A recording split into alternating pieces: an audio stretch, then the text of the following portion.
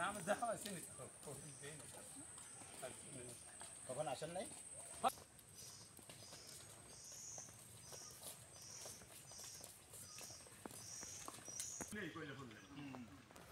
এখন এই পরিস্থিতি অনুসারে এই জন্য দলিল একবার আবার 1/80% কাজ বলে দিতেছে দুই ভাই। এই যে কথা বলছিলেন এই কার সাথে কথা বলছিলেন ওই মামা দলিল লাগে না যে সরকার দলিল করছে আমরা দেব। হ্যাঁ এরপর জায়গা দিদি কইলি 10 কাটি যে দেশ সব 5 কাটি। হ্যাঁ আপনি দিবি না তাহলে এই এই নিয়েই বাজে যে তোরা এই জায়গা দিলে তো আবার ওই যে একেকার হ্যাঁ প্রপোজাল না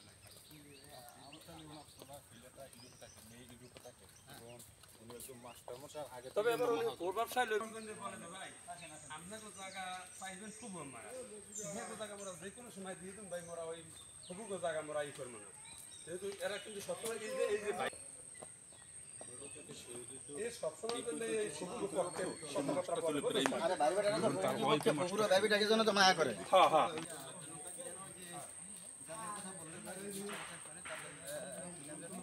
ওই একজনের ডাক কেলে তো করে আসতেছি আর একজন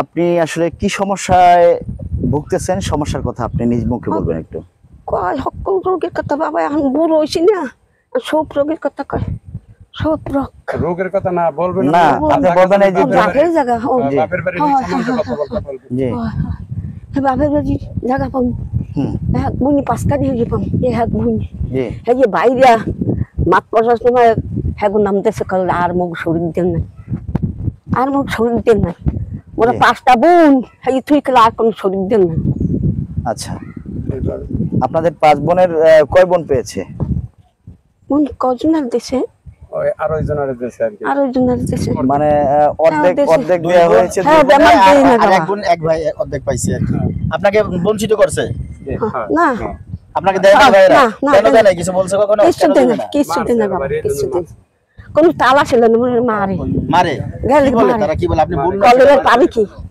হ্যাঁ ভাইফোরা মারে কলেবার পাবি কি চুপ করে আনতে সাউমারে নি দিতাম কি আমি বকা দিয়ে মারে ভাইও মারে কেন আমার মারছে কদিন বাবা তার আইনি এখন মারার পরে আপনি থানা যান নাই না থানায় গেলাম হ্যাঁ যাওয়ার পরে তো হসেল হাত আবার মিডিয়ে টাকা দিয়ে মিডিয়ে গেছে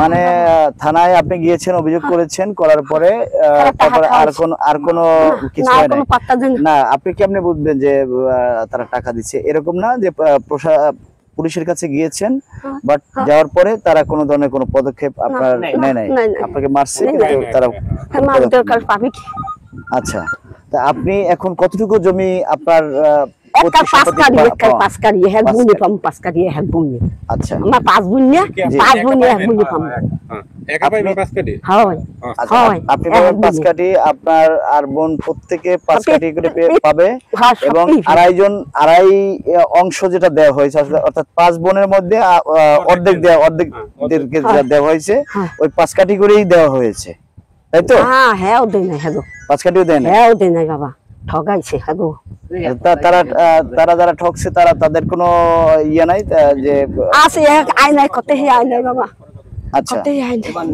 আর এই একজন আছে ঠিক আছে আপনারা পাবেন 5 কাঠি তাতে আপনি মোটেও পান নাই তাই তো না কিছু দিন আমার পাত্তাই দিন না 5 কাঠি জায়গা পাবেন আপনারা 1 কাঠি জায়গাও দেন নাই আপনারা আর মারে মারবে না বাইরে মারে আপনার ভাইয়ের নাম কি মুসলিম আলাদার আইবিল আলাদার আইবিল হালাদার মুসলিম হালাদার মারা গেছেন আইবিল হালাদার জীবিত আছেন এবং সেই ভাইয়ের কাছে আপনি চেয়েছেন চাইছি কত বেলে টাকা চাই কিছু দেন না বাবা বলে কি বলে যে দেব এরকম কোন আশ্বাস না না দিবি না কোন আশ্বাস দেব না আমরা পামু কি আচ্ছা আমরা পামু কি অর্থাৎ আপনি টোটাল আপনার যে পৈতৃক ওয়ারিশান সম্পত্তি এটার থেকে আপনি একদম টোটালি বঞ্চিত, তাই তো? হয় হয় হয় বাবা। জি, আপনারা সরাসরি ভুক্তভোগীর কাছ থেকে শুনতে পেলেন। আপনার নাম কি বললেন যেন?